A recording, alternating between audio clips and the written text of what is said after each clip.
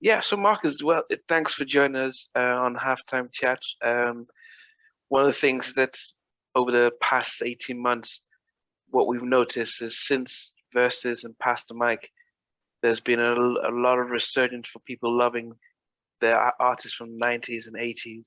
And but one of the things that we focus on is actually the journeys of the artists, the actual how you got into music, how you made your way through. And of course, you're part of High Five, but it's about your story. So we have got an international audience, so we always like to start from the very beginning. Where were you sort of born and raised? I was born and raised in Waco, Texas. Yeah, small town in Texas, and it's Central Texas. So the music scene here was rather small, definitely. But it has a lot of great guys who were doing music back then, and R&B was the era that was really prominent at the time. So I guess my journey kind of started more so with we definitely learned, music in church. We sang in church as kids, and that was kind of our introduction to music. But my dad, he was a DJ, Okay. so I was able to hear, all sorts of music from his experience. And I was a young kid, probably about 5 or 6, around his DJing days, and he would allow me to just listen to music and play music, when he was setting up. So that's really probably more so of, what brought me into the style of music that I like. Hmm. Okay. You know what? When you because I moved to America in '92 and Waco, I always remember David Koresh and the that's and Waco. So that's how the town Yeah. was made famous. But being from the middle of Texas and as a young child, was music just saying DJ with dad, church? Was it ever a dream that it would become a career, or was it more so just something you passed for fun? Yeah, I would say for fun. Now, the thing was with in my particular situation now, my uncle, he was in a R&B group. They had signed a major record deal in the mid '80s. So I was able to kind of witness his experience and how things went. And I guess I recall, when I saw that it was, you know, uh, attainable. It was attainable that someone that close to me was able to, be successful in it. And it made me believe, okay, there is opportunity here. And that still kind of was like, I was into sports a lot, and I thought football would be, would take me to college and hopefully professional at some point. But yes, seeing my uncle, being successful and making money from it, Oh, it definitely influenced me. So always knowing Tony Thompson growing up and seeing how talented he was always in competition with my uncle's group band. wow. Yeah, yeah. So that's kind of how the story started, and Tony Thompson was always the victor in every competition. Wow. Yeah, yeah. So what happened was they would have talent shows here in Waco, and I think a couple years in a row Tony won them. My uncle's band, they always competed, came in second, but they were a couple years older than us, and so they pursued their career a lot stronger and were able to tie down a record deal. So, with them getting that access, once they signed, they came back and got Tony and formed the rest of us around the group. Yeah. Oh, okay. What was the name of your uncle's group? It's called Adore. And the thing is, they never released the music. Their music never got released. They signed a major deal. They were signed to Jive Records before us. Okay. Yeah, so a lot of some things happened contractually. and they were never able to finish the deal. So the one of the guys in the group, he actually was a writer and a producer for us, William Walton. He wrote the song that we got to deal with, our demo, I Know Love. So he wrote and produced that song, and he wrote several other songs for the first and second album. Okay. So yeah, that's kind of how we started from Waco. And I mean, once Jive connected us with Teddy Riley, then the story was history from there. Yeah, but before we get to but it's because we still want to find out then how did your singing develop from from listening to your dad? How did your singing develop before you met Tony? Right. Well, and that's an interesting question. Like I never really considered myself a strong vocalist, and like we would sing around the house, and a lot of it just kind of once they asked me to be in the group, we would rehearse a lot and just kind of develop harmonies with each other. So I guess to answer that question, like I never felt I was a strong vocalist. I could, definitely do backgrounds. My tone was baritone, and Okay. I just was able to hold the low note and and fill in the harmony. Yeah. Okay. But then whose idea was it to actually form, and recruit you into the group? Well, it was William Walton initially finalized it, but so initially there were only three members. It was Tony Thompson, Toriano Easley, and Russell Neal. They were three members that they started shopping first. And then things weren't going well. I guess they shopped into a few labels, not really interested. So they came back to the table and added Roderick Clark and myself. And that's how we became High Five. No, but when they said added, so what were you doing when you saw them do? Did you think, oh, I wish I could join them, or were you just focused on football and college? Yeah, I was focused on football, sports that way, and I was all like I said, I was always around because my uncle was really pivotal in Adore, which is the group who was signed first. So I was always around, and they would ask for my input on certain things.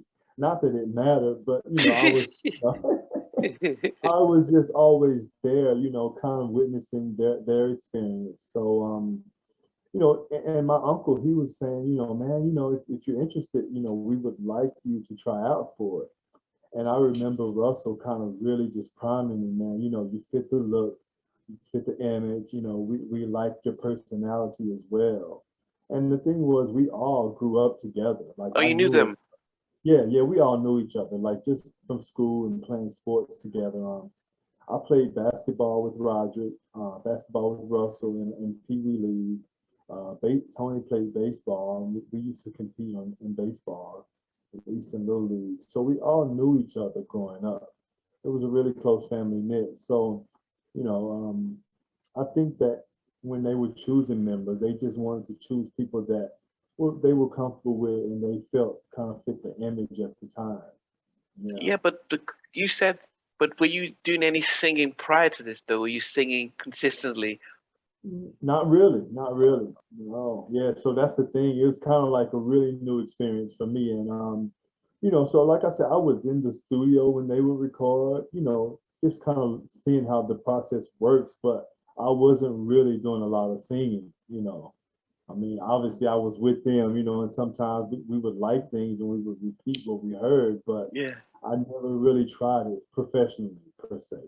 Wow. Hmm. But then did you feel like you wanted to, because if you really into your sports, well, how was that decision to say I have to leave sports to go the music route? I mean, Well, that's an interesting question. So I did. I encountered an injury. ah, Uh, Ninth grade. Yeah, it was a really bad injury. So they told me if you keep playing, it could become worse or not. So that kind of deterred me from the sports idea. And it was a struggle for me because I still continued to play, but as things seemed prominent with the music, I started gearing towards that more. Yeah. What about your family? Your parents. What were their thoughts about leaving the sports and then doing the music? It was a struggle. It really was a struggle because my parents obviously at the time, didn't think that it was going, they didn't see the opportunity in it. It's like, we want you to have a stable future. Yeah. So, we kind of had some ups and downs back and forth with it. And once it came time to put, the ink on the paper, I pretty much had to beg and tell them, hey, this is what I really want to do. And so God's will and God's blessing, it went that way. Okay. Now we hear. I mean, I've probably interviewed 50 90s and 80s R acts, and we talk about when you say put pen to paper. Now you've got an uncle who was in a group signed to Jive, had contractual issues. Did they explain to you guys what you were signing to make sure that you're okay? Well, this was the term that I recall. There's a standard deal that everybody's offered, and we got the standard deal. And obviously, 30 years later, the standard deal is never in the artist's benefit. But luckily, here's one thing: when you are experiencing success, you have an opportunity to renegotiate. Okay. And so that was one thing that kind of worked in our favor. But overall, we got the standard deal, which nobody likes as an artist, and we just kind of had to work through it and develop a better deal for us. Mm-hmm. Yeah. So when you're signing, most of us have seen, from New Edition as a kid, you see them and you're like, wow, I've got a chance. Do you even bother reading? Do you just say, where do I sign? We're going to be. Yeah. I mean, you got to realize I was 15, 16. Those words were incomprehensible to me. So, and the thing is, you hire an attorney and, you try to understand what you can. But I'll say this, as a teenager and just having that opportunity, we were just excited to be able to be doing something, right? And we figured the money will just work itself out. But I would encourage anybody at this time and age, make sure you know what you're reading, what you're getting yourself into. And, times have definitely changed now where artists have a lot of more control over, their music and how their careers develop. So, one thing I'll say is we were, we were a test product back then. And like, to be honest, we were Jive's first R&B artist ever released. They had rap groups, they had videos. Yeah, and they had a few solo R&B acts, like Billy Ocean. I think they had Tyler Collins. So though, but they never dealt with a group, and so it was a first experience for us as well as the company. So, I'm thinking the best way to explain it is they saw it as, a trial run as well.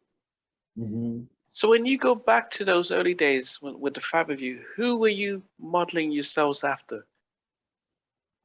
Definitely New Edition. I mean, it was, we looked up to New Edition. Obviously, we liked Jackson 5, and even more current groups. Like we definitely love Troop. Full Force. There were like a couple of artists that were late 80s that were influential to us. So we looked up to those guys, and that's who we modeled our style after. Yeah, I mean, goodness, when I just interviewed John from John Herald from Troop, and I told him that when I was in Nigeria, I actually thought Troop were dancers who could sing, because all we knew about was just the way they just destroy the dance floor. Then they sing as well. But coming up, did you think, wow, how did you decide to have your own lane? Because you were much younger than them when you guys came out. So at that age, I'm thinking, 15, 16, was anyone else at that around your age that was coming out? Now the boys were, they were a three-man group. Yeah, the boys were there. We definitely looked up to them. We liked them. Tevin Campbell was another, Oh guy who was yes, yeah. really, having some success at the time. So, I mean, and those were artists that we like. Definitely Tony. Tony, he loved Tevin Campbell. He listened to Tevin all the time. But so what happened was with our name, initially when it was just the three, they were called Urban Youth. Okay. And when the five of us got together, we figured, hey, let's try something different. But so the way it developed is we were at a photo shoot, and after each, scene or each take, we would give each other high fives, just having Ah, really good energy. And so the manager at the time, he says, hey, what do you guys think about the name High Five? And it's like, wow, because yeah. it was really natural. It was just a, response that we had because we were enjoying ourselves. We were, taking photos, and after each shot, we would, Yeah, give each okay. other high fives. So he says, hey, let's try that. And it stuck with us. So high five it is. Now, because you guys grew up together, you knew each other from. How was the? Were you guys good friends? Because that's one thing that it's interesting to see as young kids. Now you're signed. Did you still remain friends in those very early days? Be honest, we did. And I mean like, excuse me, you know, we all knew each other prior to the music, so that was really a benefit for us. And so the one thing is Roderick, his well, it's kind of like a family. I would just say that, his sister was married to the guy who produced us. So Okay. they were kind of like, brother-in-laws, and we all knew each other. So, and my uncle was best friends with the guy who produced us. So we really were tight knit. And even through the years, as any relationship or friendship, you have your rough moments, but overall, all of us are still pretty close. Yeah. Mhm. So you once Jive says, okay, we've heard your demo, we're gonna give you a shot. Did they say let's bring you to New York to start working on the album, or what was the situation? Yeah, that was pretty much it. Yeah. So we recorded the majority of the songs in New York. We did a few here in Waco and some in Oklahoma. Yeah. How was it like moving to go to New York? Had you been before? Oh no, that had never been. So that was a culture shock for myself. I mean, explain because when I interviewed Basic Black, they came from Georgia, Columbus, Georgia, and they said New York was almost like moving to Mars. So Southerners moving to New York was like night and day. But for you, what was it really like coming from Waco? That could definitely be a valid description, but it was, you hear all these things, you see all these things, and I guess like my uncle and his group had traveled there before, so I was able to hear some of their stories and maybe have an insight. But just getting there, it was nothing like I expected. You have a million people in one place, and when the term brick city is realized, that's what it is. It's the brick city. Coming from here, you get grass, you got trees, Oh yeah, yeah. animals. You don't see any of that in New York City. And I mean the traffic, taxis. So it was a culture shock. And us being from the South, they could pick us out off the crowd. Hey, these guys are not from here. But I became to like New York City. We would travel there so much and did so much business there that I developed a lot of relationships there. And even, now I call some of them family. When I go there, I can go to their homes and eat. So Okay. it's definitely a difference. But my first experience, I was not sure how to expect it. So, when did you guys realize? Had you known about Teddy Riley before you Yes, worked with yes, him? yes. Guy. So yeah, I failed to mention Guy. We definitely listened to Guy and Keith Sweat. Al B. Sure. All of those guys were really successful and at the top of the game at the moment. So um, hearing that Teddy Riley was going to work on our project just really, really boosted our ego because it was we never expected that. And so the tracks he gave us obviously were well worth it, right? Yeah, just can't handle it and Kissing Game. But what was the first one you worked on? Just can't handle it. Yeah, yeah, Okay, yeah. yeah. And now, whose idea when it came to singing? Now, because you mentioned Tony was such an amazing talent that he was winning the competition. Was it always agreed that Tony sings and everyone else backs him up, or was it? Did you ever then think, okay, I'm actually getting better. I should sing a little bit? I no, I honestly, I never felt like that. Maybe there were times where other members may have felt that way. I never did. I just kind of my thought process was with that type of talent, it works best for us, to get the best product possible, and Tony could deliver it. So I think that just the process we had, let him lead, we sing the backs, everything is great, that way. And Toriano Easley, the guy from Oklahoma, he was a really strong lead himself. He just had a nice baritone, and at the time, I think that they didn't really know what direction to take his voice in. So "Can't Wait Another Minute" was a really great song to show his vocal talent on. But a lot of other songs, I think people were just not ready to hear a young guy with such a deep voice, right? Okay. So, I always respected Tone to just be the lead singer and do, the best vocals possible.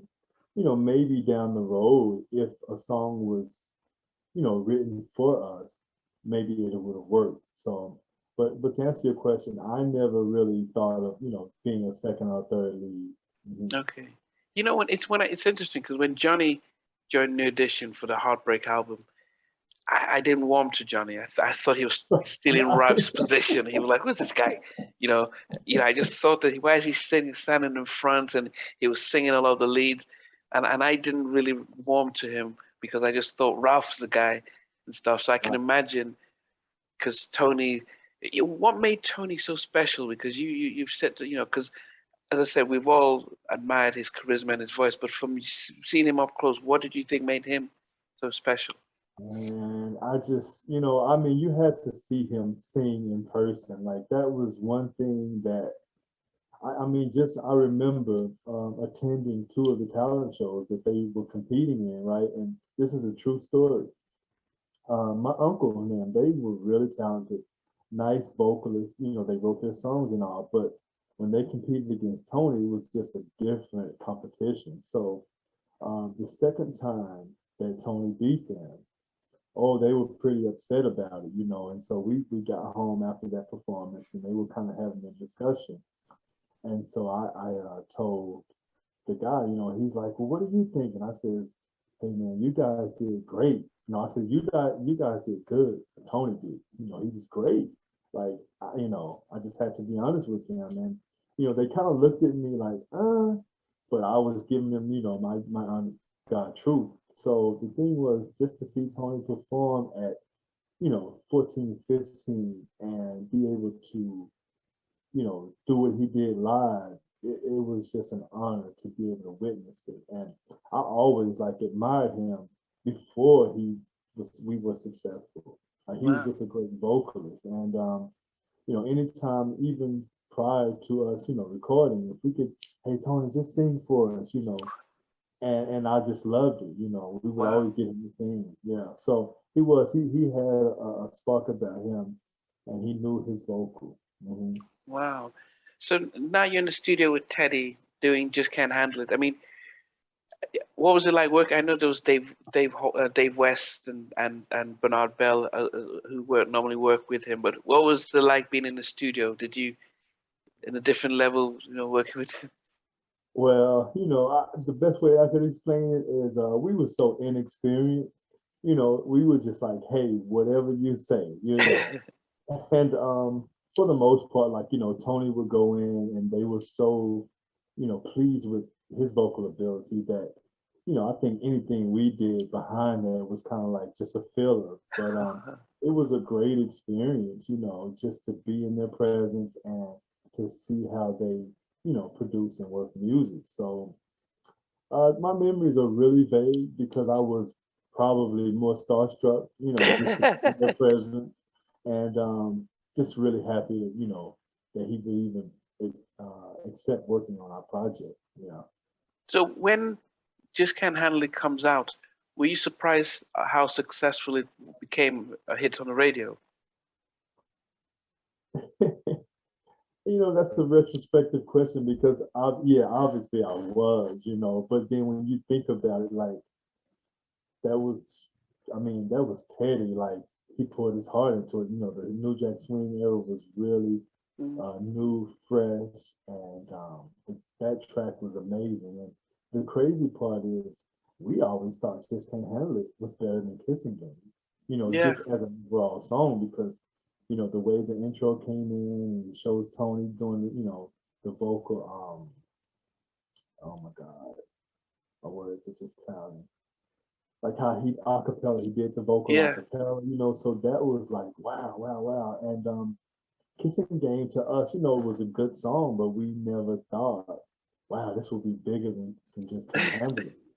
And obviously being our first single and we really enjoyed the song, I think that we figured that would be the biggest one. Mhm. Yeah, it's funny because as I said, so it coming out in 1990. I was still going to high school in Nigeria, and I remember Just Can't Handle It being very big out there, because it reminded us of Him and Me from today, but it was different. So it didn't sound like a copycat stuff. But it was really, really a powerful track, and it was really that 1990 albums were really powerful.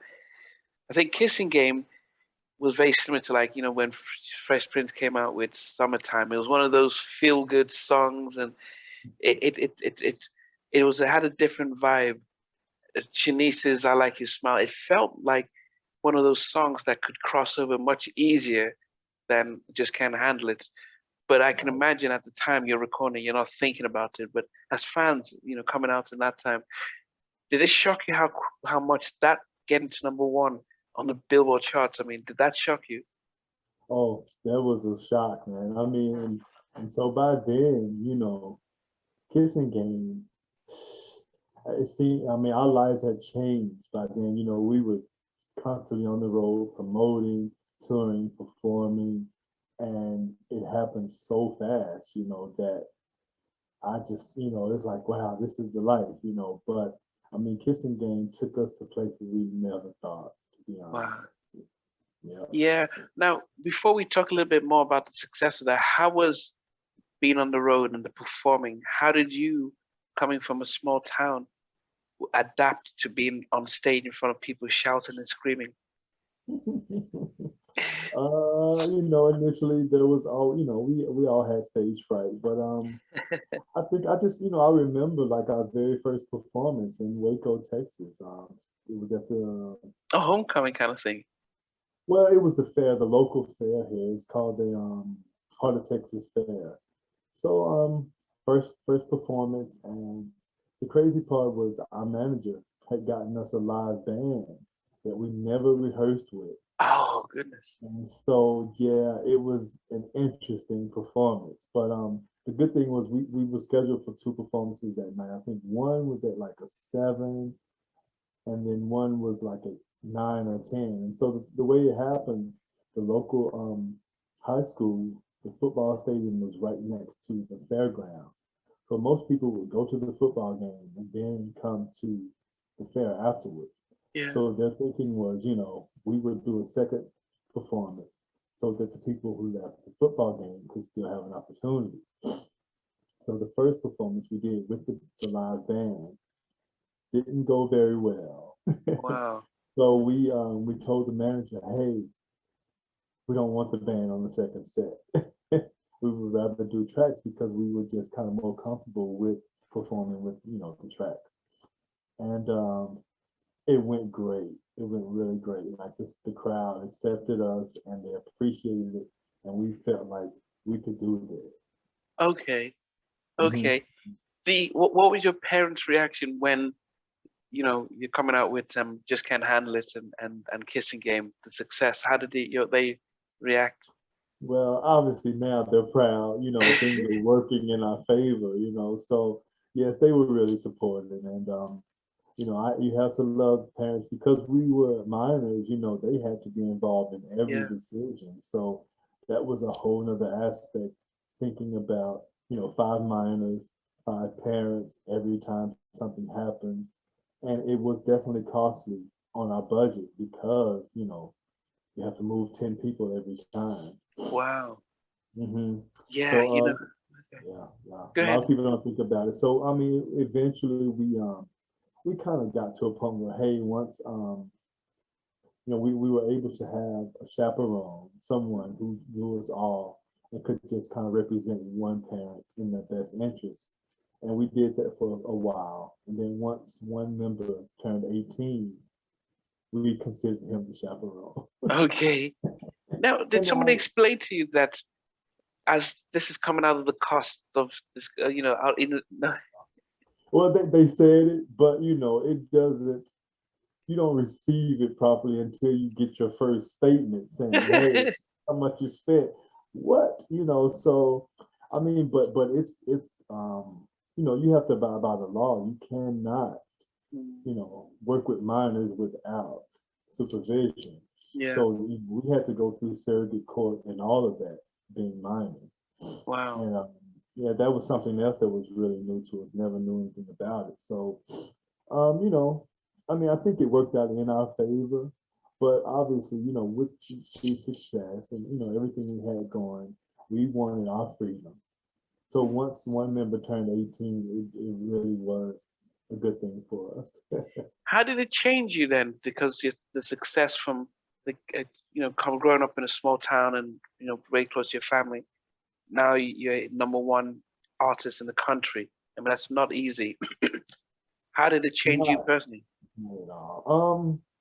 I don't know. People still tell me to this day, right? Like especially my close friends, and you're really humble. You kind of stay grounded, and I felt like I did. And the one thing about me is, when we would get off the road, come home to my family, I would always ask them, hey, don't treat me like that guy. Treat me as the person that y'all know and raised. And it really benefited me in the long run because even after a while, I just would ask, hey, let's not discuss what happens on the road. Not anything negative, but I just want to be normal, when I'm around y'all. I don't want to feel like it's always about, high fiving the music and things of Mm, that nature. So, my friends kind of adapted to the way I wanted to be treated and it helped me stay grounded.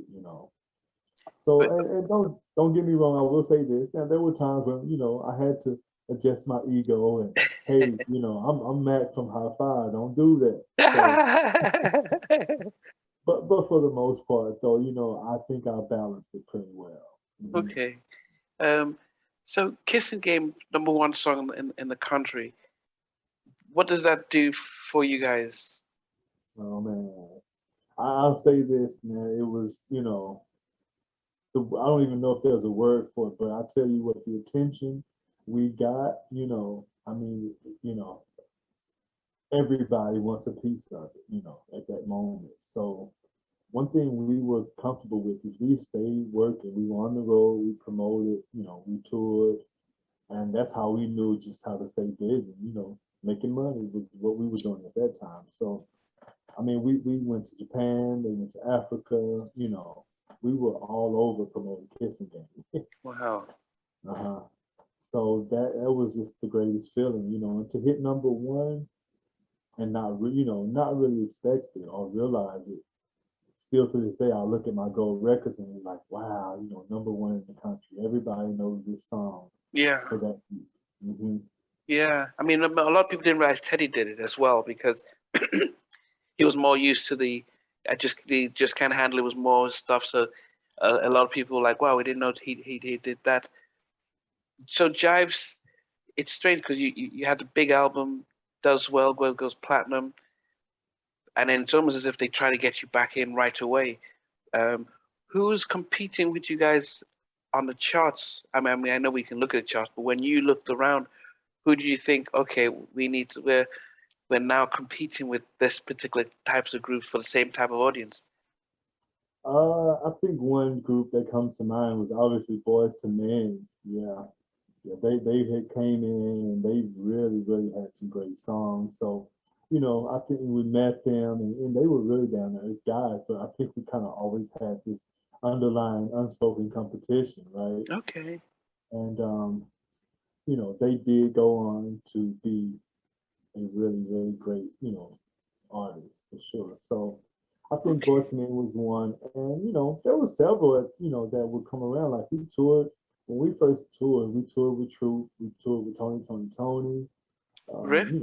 Mm, Riff, yeah, Riff was around. We didn't really cross paths with them as much at the time, but like I said, I think Troop was like really one of our big influences as well as competition. But Yeah. um, yeah, so Boyz II Men was definitely one of the groups I recall being, competition at that time. Mhm. Because when you look at Boyz II Men, so their first album was very much like your first album, very New Jack and R&B. Their second album, they moved them to become more adult contemporary. Getting Babyface and Jimmy and Terry and doing more sort of ballads and sort of songs that can cross over. When you did your second album, one, I was surprised Teddy wasn't on there, but then R. Kelly was still, he was emerging as Jive's new artist and stuff. Whose direction was it to think, let's keep you guys with R&B and not capitalize on Kissing Game type of crossover songs? Right. Um, I guess I would definitely say the company, the A&R at the company. I know Ann Carly, she was I think VP at the time, so she really was hands-on with us. Kenny Mason, Linda Simmons, those were, executives at the company who kind of helped develop. And I recall we were still promoting, the first album. I think we were probably on Mary Mary may have been a single, it's third or fourth single by then, but they introduced us to R. Kelly and they signed him. And we were in Chicago and we hung out with Rob, had a really good vibe with him. And so he's like, I'm going to write some good songs for you guys. And I think we met in California a couple of months, maybe a couple of weeks later. And, he started with Quality Time and then he just kind of built from there. So I think too, like we really, to be honest, um, we didn't look at ourselves as pop artists, Yeah.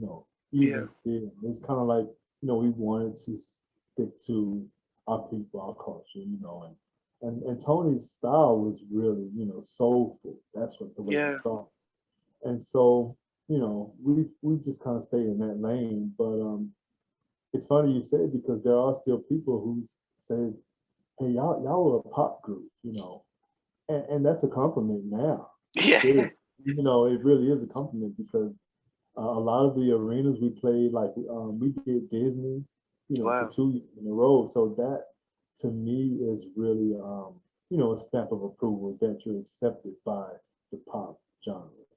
Yeah, Mhm. because if you think about it, you guys were clean cut and you were different from Jodeci because when they came about, they almost became bad boys of R&B in the way they dressed and stuff. Um, Mhm.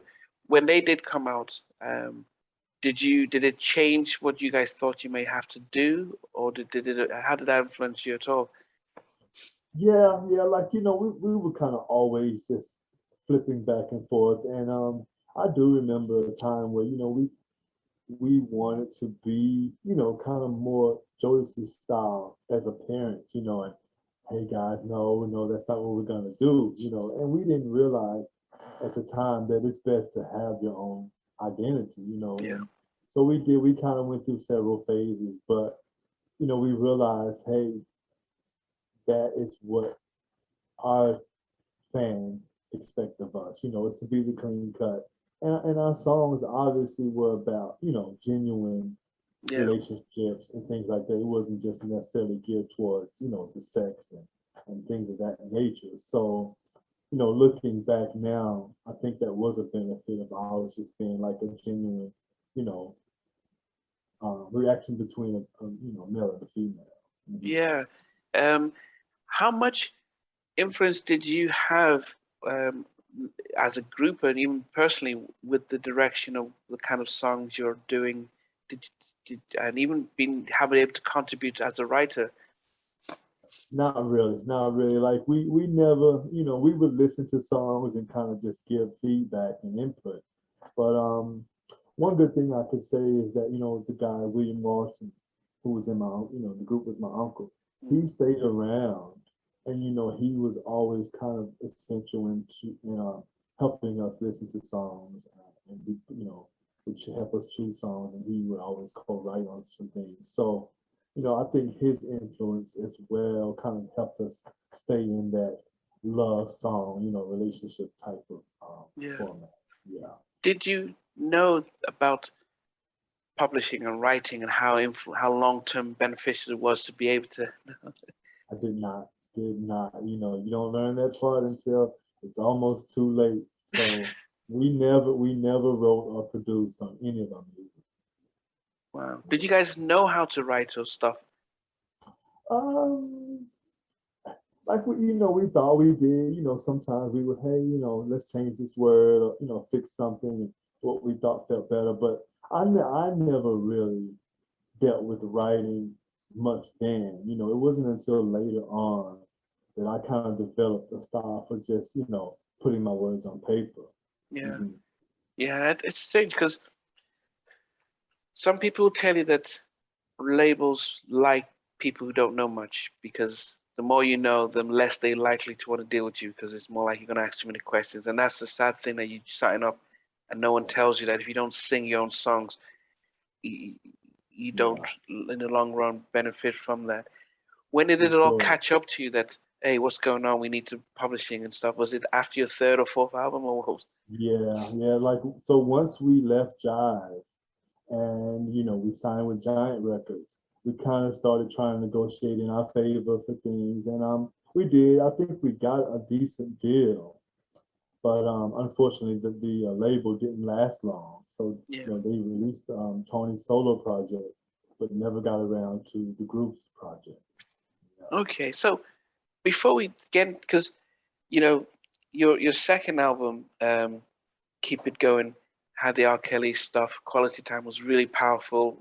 Especially I'm thinking '92. I'd already moved to Alabama by that time, going to college, and it was one of the it was really one of the songs that we were playing quite a lot, and it was a very different vibe from the first album. Um, then and then you're touring, then you come up with Faithful. I mean, I look at it and thinking from 1990 to 93, you're just releasing 3 albums. Was Jive looking to say, let's just capitalize as much as possible? What was because normally it's like a 2.5 year gap before they release an album, but that was 3 albums in 3 years. Right. Well, I do know that I think the third album was more like an exit program for us because by then we were already looking, to move elsewhere. And so it was like we signed a 3 album deal with them. So Okay. now it's like, hey, you're gonna give us a third album before you leave. So, not necessarily rushed, but they wanted to make sure it happened. So we didn't even really promote the second album The second or as third? the second album as well Oh, as we wanted to. And not to mention, we had a lot of personal things going on. The accident happened. yeah. One of the members decided he didn't want to be a part anymore. So we were dealing with, a lot of internal issues. So I think the company just saw that as, things are going downhill. Let's go ahead and get this third album done, so we can be prepared for whatever comes. So in the third album, by then, I think that, we were all just kind of dealing with, the changes that came from being in the business and, trying to figure out as, young adults, how do we move forward? Not long after you guys leave Jive, they sign NSYNC and Backstreet Boys and Britney, and they become the biggest label at the time. What would have been different if you guys are still around with the backing with those guys? I mean, hopefully we would have been involved, with just a piece of their success. And, I think just being able to have had an opportunity to collaborate with any of those artists, would have sustained us, a lot better. But I think the best way I could put it is their experience from working with us allowed them to be able to, do what they did for NSYNC and Backstreet and Yeah. obviously Britney. Yeah, yeah. So, I mean, those are positive things that came from dealing with us. Yeah.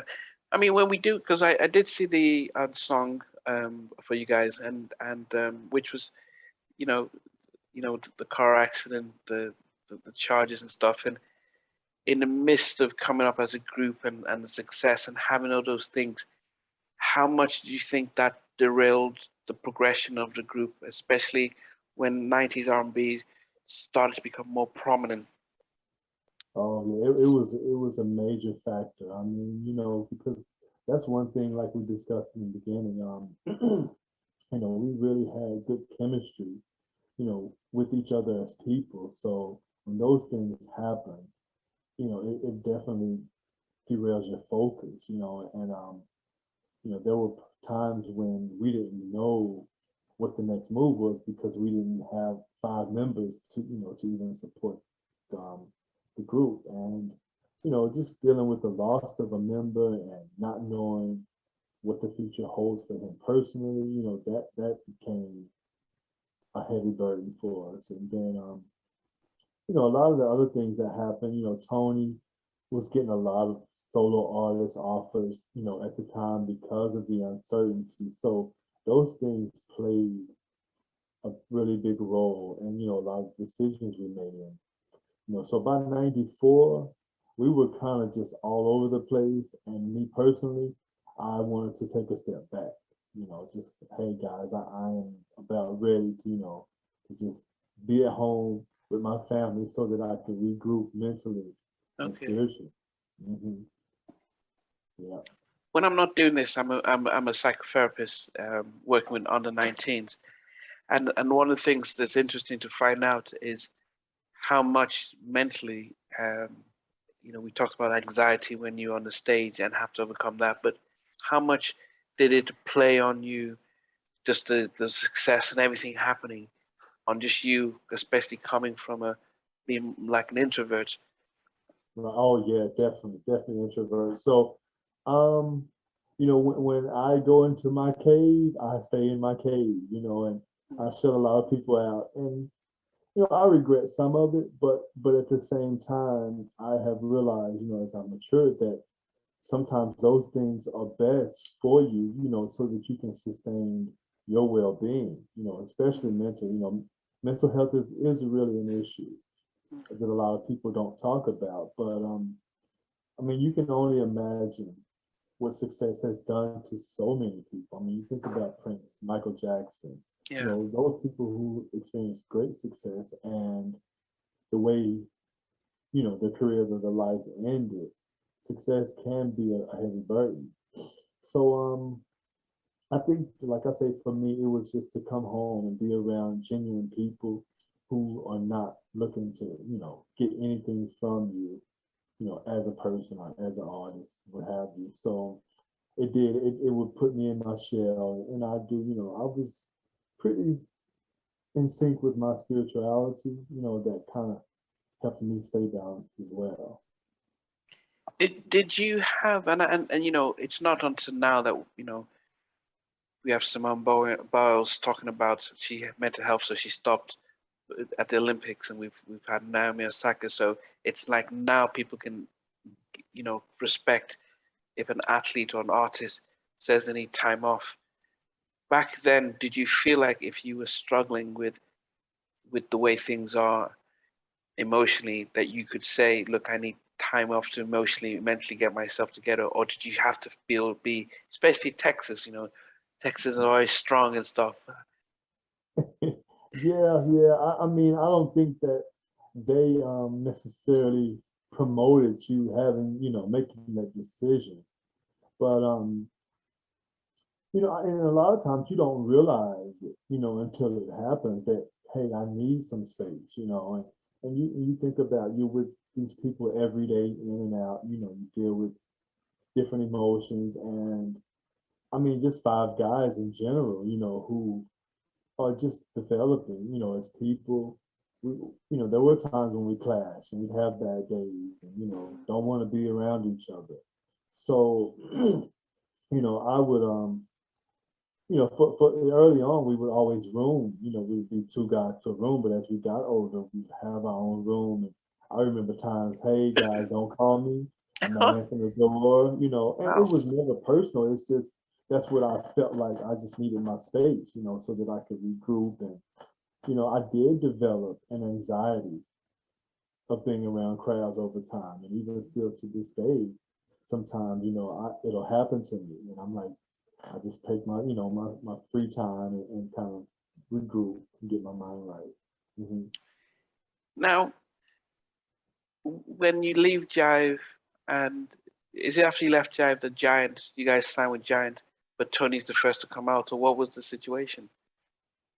Um, I mean that it was just that they decided that they wanted to release the Tony Thompson album first, and they told us, hey, we'll start working on a high five when we finish this, and it never happened. So, that was a really depressing moment for us. And, it was reality. Like nobody was trying to sign high five. And, Tony started dealing with, his own personal situations. So at that point, it was really us on a hiatus that we didn't realize was as permanent as it was.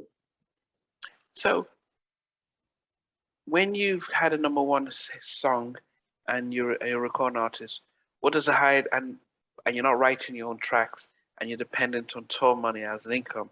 When you're on hiatus, what do you do to survive? Uh, Well, I mean, hopefully you were thinking ahead, and you try to put some money back. And that was kind of, my focus. And I mean, after a while, when you realize you're not getting back on, you have to find other means of income. So, eventually, and especially when I had kids, I had a child, hey, I got to find me a job, and I Wow. got to start working. So it eventually got to that point, but it took me some time to transition and to, just, hey, if the music industry is not paying my bills, I got to find a way to pay these bills. Hmm. So, how hard was that to, what was the most, was it hard facing the family to say, yeah, I need to get a job, or was it hard to even people saying, Marcus, you're from High Five? How hard was that? Oh man, that's, yeah, I mean, it is what it is. You have to face the music. That's the term to say. But it was difficult, in any situation, you have to be honest with yourself first.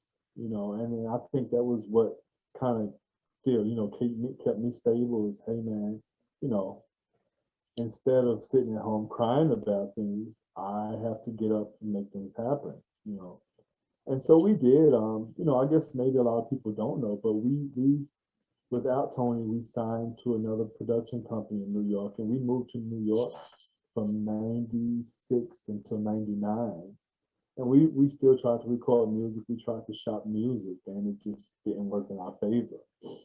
So, we did continue to try to, make things happen with the group, and a few other members that we tried to work with didn't really have any success. So by '99, 2000, it's time to, be a grown up and, look at yourself as, a regular person again. Hmm. Mm. So you moved back to Wake to Texas, Correct. Correct. Yeah. and so Tony comes out with his solo album. Um, it had some of the biggest producers around. I'm surprised it didn't go gold. I don't think Giant knew how to market the album properly. Um, yeah, we were expecting big things from it, but it didn't do as well as it should.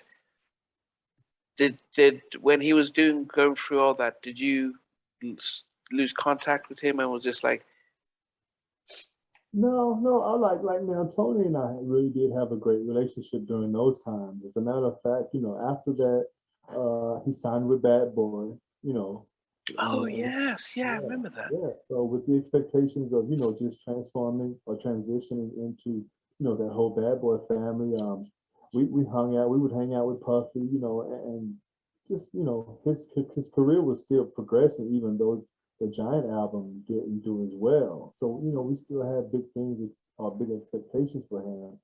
Now, once he signed with Bad Boy and things didn't turn out the way, that's when a lot of his depression really kicked in. Yeah. Now, I mean, and we talk about it now, and I do wonder. Now, October is Mental Health Awareness Week, October 15th. Do you guys who talks to who about what you're going through? Is he able to talk to you? Are you able to talk about?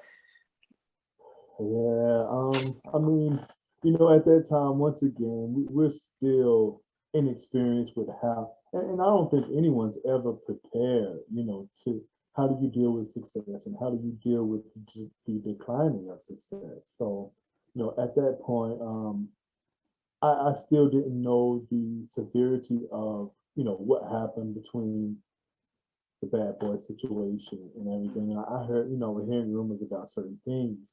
So wasn't really sure and just never really asked, and we would see, we would cross paths and we would talk.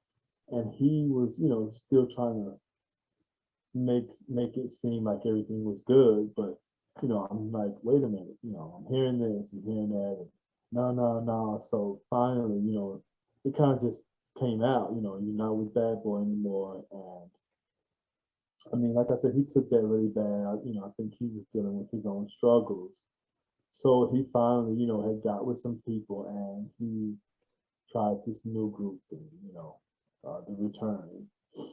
And I think that's when we kind of just, really had stopped dealing with each other personally at that point, And I wasn't really supportive of it, but a lot of things I was going through at the time, I didn't really want to be a part of it, And he was trying to change things as well. So didn't go well.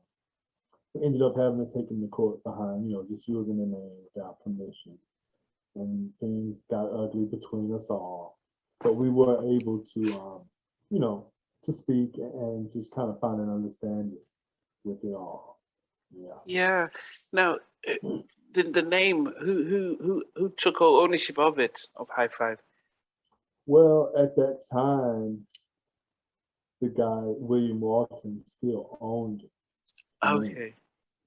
So, and then, the story behind him is one within itself, but his son, who took over his legacy, owned it at the time. And the thing was, I was all for Tony doing his thing, but, you can't replace me and not expect me to just allow it to happen. And that was my thinking on it. So I was always in support of him. You could do high five music whenever you want, but you can't have other people singing with you when I'm a part of it. Yeah. But anyway, so we got control. We got control at that point, and we just didn't allow him to use it as he wished. Yeah.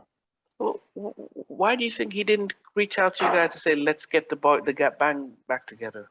Well, the truth is, he did. Like we had a discussion about it, but the thing was, the people he would, he would allow to be in control. They kind of had their own direction, and I wasn't necessarily in agreement to the way they were, approaching it. So, I reached out to the other guys. Hey, what do y'all think? What do you think? And the truth was, Tony kind of wanted more control, and he wanted to replace certain people, and I wasn't in agreement with that. Yeah. Yeah. So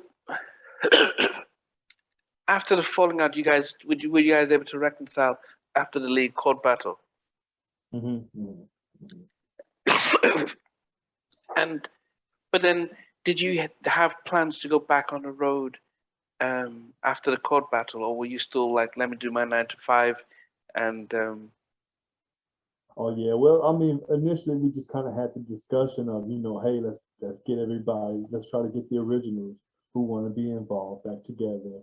Let's try to record some music and then see where it goes from there.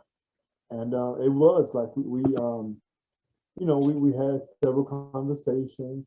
Things seemed to have been going well, and once again, Tony was still kind of dealing with his own thing, and God had a different direction at that point. But literally, so just generally speaking, I know that you know he and Tristan, were not on good terms, and so we finally got a chance to allow them to clear the air.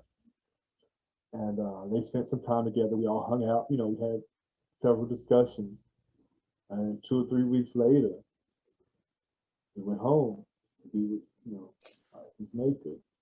So I just, I think God had another plan, and it just took us time to process everything.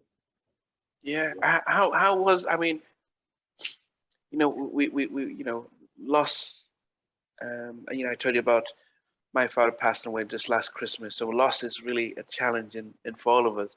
How was it for yourself, especially? Because some of you known as from a kid, did you feel like you could have been done more to help, or? Of course, you always feel that way. You always kind of think back, like, what could I have done? I mean, I was devastated, and with his loss, I completely did not want to discuss high five. Like, I was done. I don't want to be, just disconnect me with it. I felt like, Tony was a great friend of mine, and we were really the only two original members who were consistent through it all. We lost Tori, we lost Pooh, we lost Russell. And so, we balanced it as much as we could. So, when Tony passed, it was just kind of like, wow, here I am, the only original left, and everybody that I was with from the beginning is not here. And so I just disconnected myself, from the world concerning high five. But I mean, like you say, you think about all the things you could have, should have, would have done. One thing I will say that gives me joy is I was able to tell him, man, I love you. I still love you before he passed, and I feel like he received it and he knows it. So that gives me pleasure. Yeah, no, that's it's always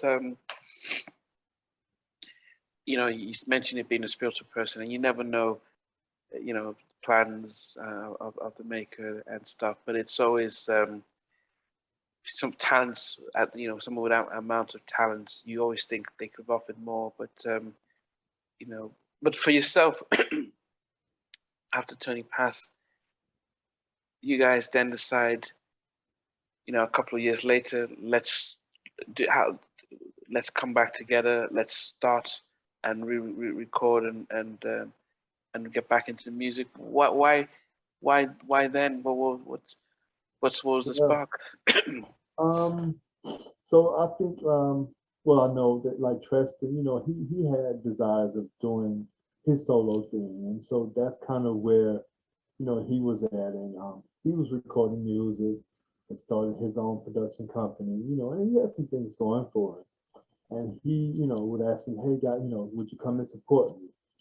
And I had no problem supporting him, but I was still kind of unstable. So I'm just like, I don't know how to feel, being around the music business without Tony. I just did not know how to feel. So finally, I went out with him at a few of his performances, some of his recording sessions, and things was starting to feel a little more normal. Obviously the conversation about Tony was so sensitive to me. Like, I was just emotional anytime I was around somebody who knew him. But I'll never forget. I think we were in Connecticut. He had done a song, a performance promoting one of his singles, and it was a diehard fan who social media had started by then. And this fan was always in touch with me. Hey, if you're ever around, and so it was just interesting that they were in this area, and when he was performing, they came to this show, and we had like a heartfelt conversation. And this fan, like, was there, a high five fan from day one. So they had said to me, I would really like to see how you guys would do it without Tony. And it just resonated with me. I'm like, wow, to hear this from someone who, genuinely believes in us, because I probably didn't believe it could happen. Mm.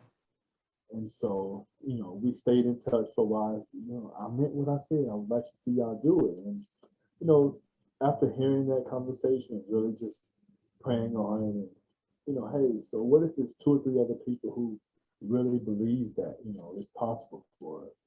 So, Tristan and I, we kind of put our heads together and we thought about, what's the best way to approach it. And it was not easy. Like we tried several different people, as members, as lead vocalists, and just trying different things. So, God's will, we came across the right people with the right chemistry, and we were able to, get an opportunity to record music and to perform again. Yeah. We are king. So since then, after pre-pandemic, I've noticed that you guys have been doing a few tours. I think I saw something you did in was it San Bernardino? Oh no, San Bernardino in Sacramento. Sacramento, yes, correct. Mhm. So what's High Five up to now? Because as I said, I saw a few concerts on IG, but Yeah, so that's pretty much the focus now, is to just do shows. Really, I think that's definitely one way to get direct profit from it.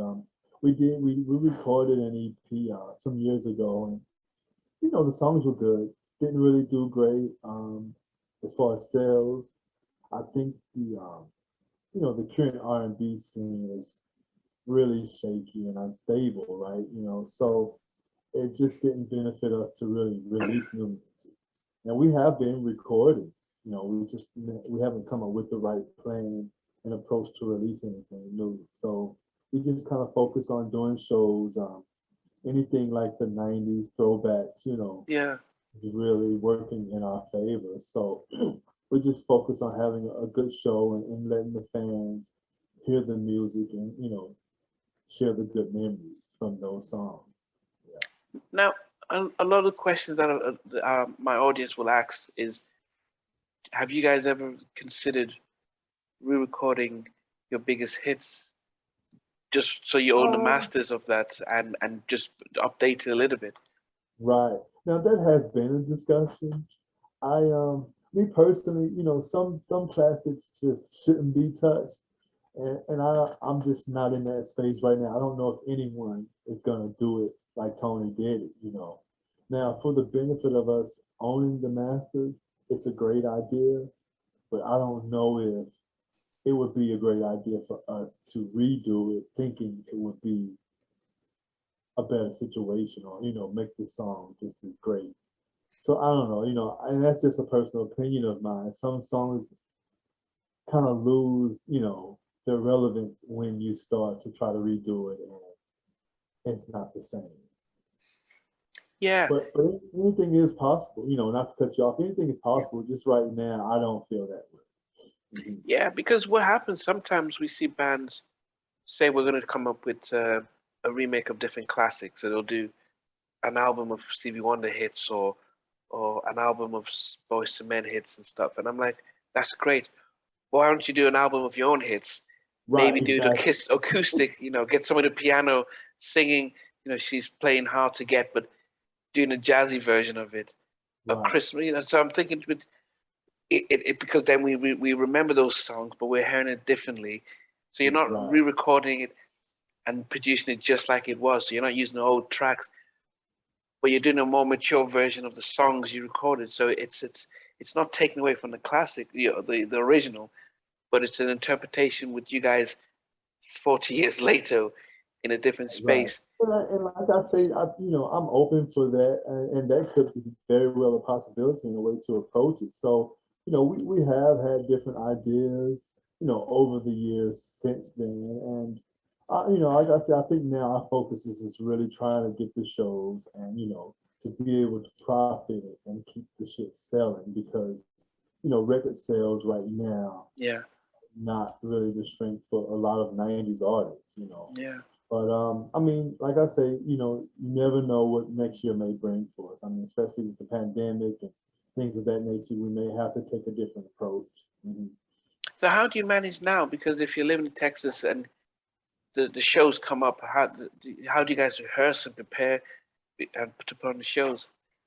Well, you know, the best way we do it is we try to do as much as we can individually. Now, there is one other member here in Waco with me, and Okay. the other three guys, well, two are in New York, New Jersey, and one's in Virginia. So it was easier for us to travel to New York and everybody's there, and we would rehearse. So typically, you know, when we are changing the show or doing something new, we'll try to get together a week or so in advance, you know, and prepare. But for the most part, we just all travel from different places, you know, go there, try to get there a day or two in advance, you know, get ready and do the show, and that's how it's working for us. Okay. And are you getting a lot of calls to do shows as High Five? People thinking, yeah, we need to get you guys back on a bit. You know, we do well. I mean, definitely, I feel like we should be getting more, you know, and I do know that some people, you know, are still kind of hesitant because, you know, without Tony, they see it differently, you know. But things have definitely progressed for us. I think 2017 was a really great year for us. We did a Back to the 80s tour, and the turnout was great. And ever since then, the momentum has kind of been in our favor. So, Okay. you know, we try to do, you know, at least 5 or 6 shows every 6 months, you know, and if we can, we'd like to book two a month. It doesn't always go that way, but Yeah. we stay kind of consistent, you know, just in the people in the public's eye. And some promoters have, you know, trusted us to come back and bring us on. Mhm. Okay. I mean, as I said, what would always help is the more videos and social media clips that we have of you guys puts you back in the audience perspective. Like, yeah, we haven't heard from High Five in a while. Um, as I said, not necessarily new music, but the songs that really inspire us. People like to see them and hear them again, like Jodeci. You know, people would want to hear their classics. They, you know, they if they came out with a new album now, not everyone's going to rush and buy it because the generation who watch my show are mainly in their mid 40s, um, and they just love the old stuff. I want to keep hearing the old stuff, and unless the new stuff is very similar to the old stuff, it's kind of hard. And our buying habits are different too. I mean, I don't know if I even know where to buy a CD and where to play it. So, you know, No, it's like, you know, and most of us don't really stream on Spotify and stuff. You know, so it's quite different the way we consume music now. That's why we like to listen to it live. So it'll be interesting, as I said, yeah, if you guys did more um, clips of yourself singing some of the old tracks, and yeah, as I said, it's an idea I always hope people would do. I know Boyz II Men did it. They re-recorded some of their own classics. So at least not just about owning the masters, but it was giving it a different interpretation of some of the songs and stuff. So yeah, it's something. It'll be interesting to see how next year is and stuff. right, right. Yeah. So I mean, you know, in a nutshell, it's been an interesting journey, you know, and I'm pleased where I am today in my life, you know, and I'm proud to, you know, speak about my success and, you know, the things that my life has developed into, you know. So proud to say that, you know, I'm a current High Five member and I'm still promoting the music and I'm keeping Tony's name alive, you know, Roderick's name alive, and all the members who were there. You know, I hope that they can, you know, appreciate the fact that we're still, you know, keeping the name alive and allowing the fans to just experience those precious memories from the music that we put out. Yeah, definitely. And so it's definitely been really great hearing your story and your journey. one of the things I always do when I do acts, doing interviews, I always ask if you were stuck on an elevator and they said, look, it may be an hour or two before we get you up, but we can play a movie for you while you wait. What movie would you request? Wow, wow, interesting. I mean, at the moment, I've been watching Godfather. That's one of my favorite movies. I started watching once or twice a year, just go through all the episode on the series. But that is one of my favorite movies, and I've been on it. So right now, I would say Godfather. Godfather, okay. So they're about to put Yeah. on Godfather for you, but they said, look, it'll take 5 minutes. We'll play a track, a song. What song do you request? Ooh. Wow. Stuck in an elevator. I may want something more up tempo. I don't even know. Man, quite interesting. I would say let's play some Dougie Fresh, the show. Oh, okay. Wow, okay. Yeah. Because what happens, a lot of people just fall back to one of their favorite tracks, like, yep, this is my must play track and stuff. But yeah, and I think the elevator is more so just a sense of if you had, I didn't want to say if you had if this was your last day on earth, what song would you play? But Right, right. No, I so, get it. yeah. So But that's why I was thinking play something up tempo that, kind of keeps your spirit, high and yeah, strong, close to something slow and kind of depressing, right? yeah. But you mentioned about the state of R&B now. What are your thoughts, as an R&B artist about the way R&B is now, and as are you listening to anyone new? Wow. To be honest, I'm stuck on '90s. I just kind of stay in my era. Now I listen to like Chris Brown. I don't know if you consider that new, but anything that's really current, sad to say. Like if I hear it, I may know it, but I'm not necessarily familiar with any of these new artists. And I guess from my perspective, R&B is, it's almost not here anymore. You don't necessarily hear, or at least the R&B that we're used to, or what we consider, because nowadays everything is about money and women, and not necessarily about the emotions that come with relationships. So, yeah, the state of R&B is really, really low right now. So my station stays on '90s playlist. But how does artists make money now, especially from your generation? Is it? Well, it's streaming. Like obviously, our music is still streamed. The fans still listen to it, and anytime you have a number one show, radio show, definitely podcasts and things of that nature. So you get streaming revenues from it being played, and that's one good thing. I like it now. It's direct. You don't have to go through anybody. So you just set it up, and you find out, and you get your money from it. So I mean, times have definitely changed for sure, and the independence of it is a good thing.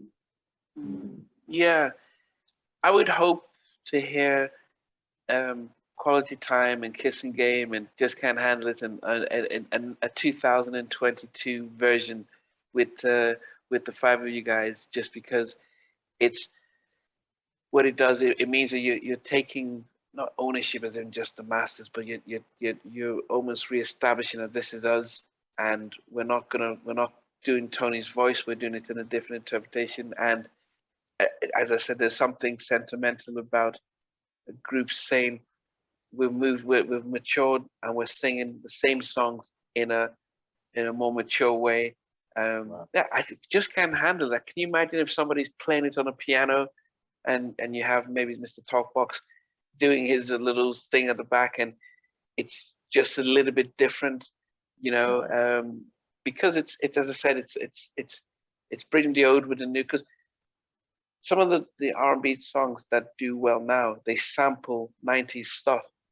And even Mm-hmm. Bruno Mars was going back to the '90s, and when he Mm-hmm. came out with his big album, so there is that call for it. But that's what I'm saying.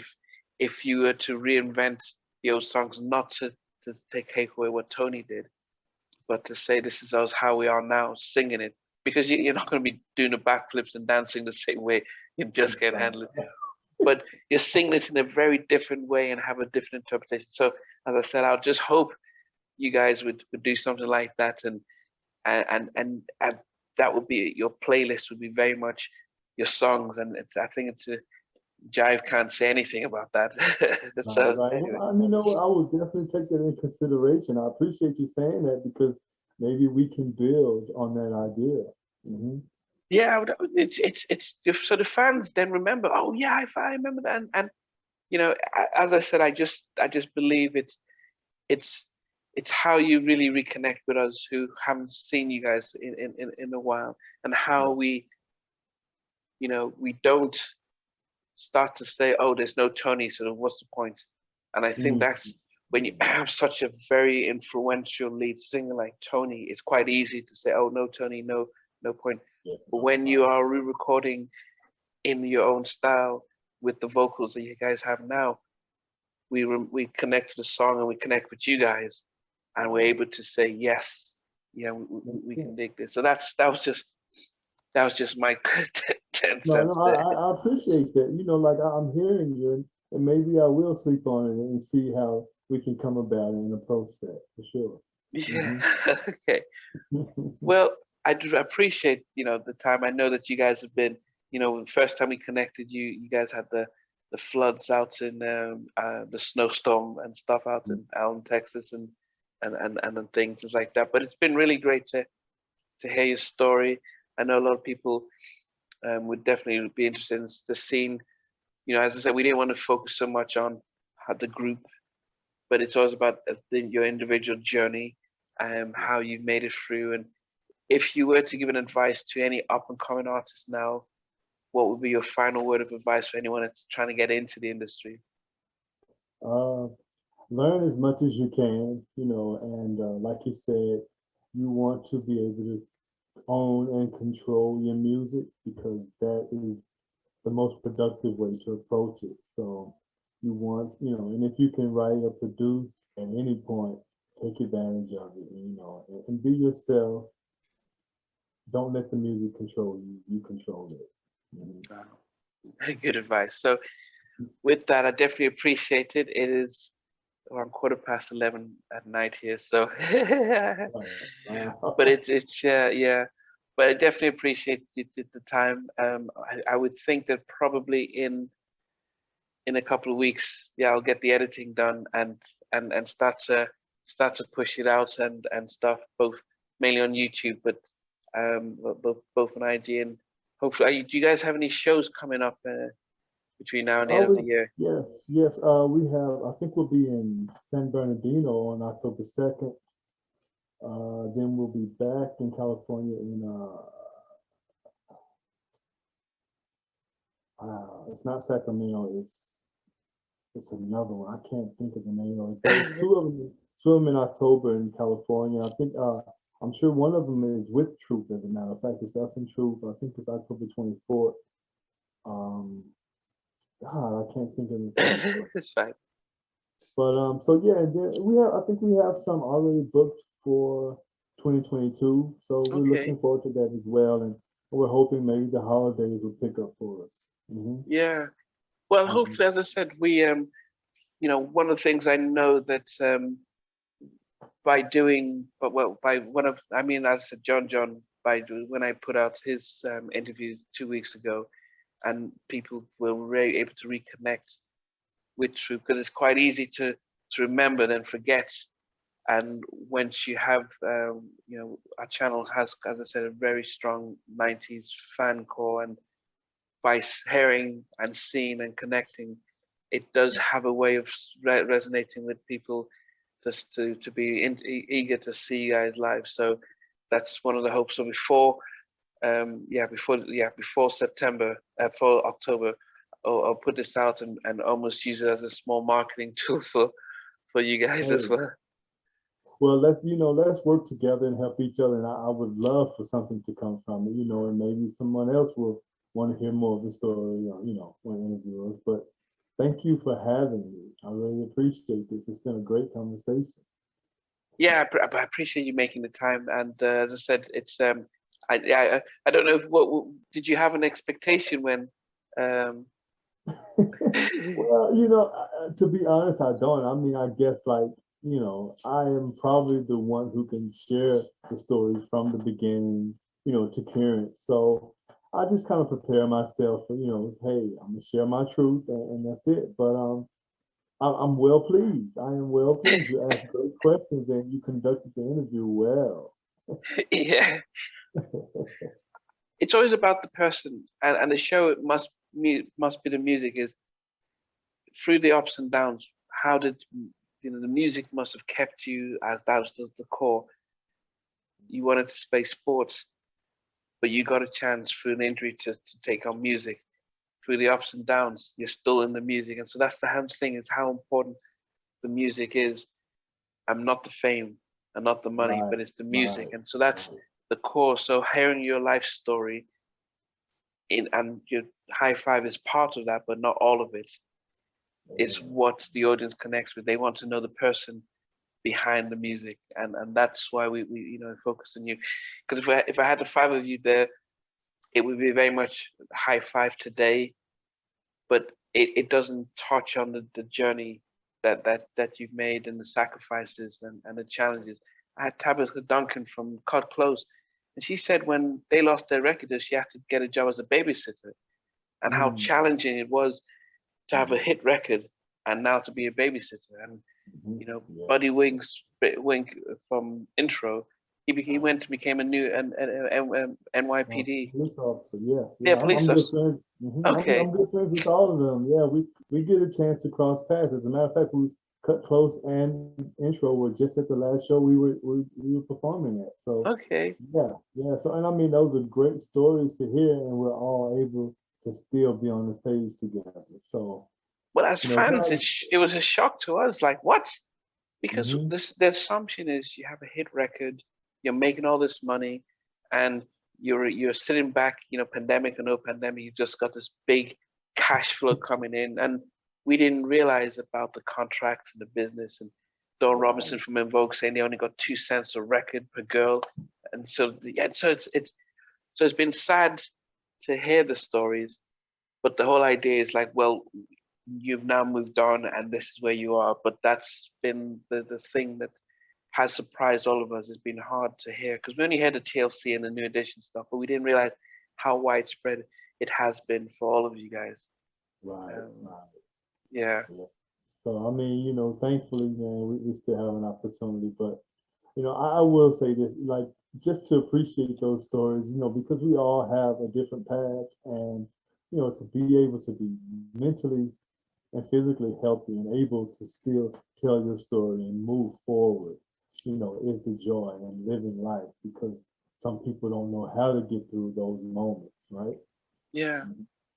And we don't want to wait until somebody passes away, then we celebrate, oh, remember this group and stuff. So Right, that's why right. it's one of the things I'm hoping that the more people we talk to now, we can celebrate and appreciate and support you guys in tour and concert and really reminisce and stuff. So, but I appreciate the time, appreciate the and stuff. Well, And when thank it goes you. out, I'll let you know. Please do. Well, just keep me updated, man. I would love to see how it comes out. All right. Definitely so. Thanks for watching. Please remember to subscribe to the channel, but most importantly, to press the notification bell so that you can be notified when we do have a new interview. Loads to come. But thanks a lot for watching.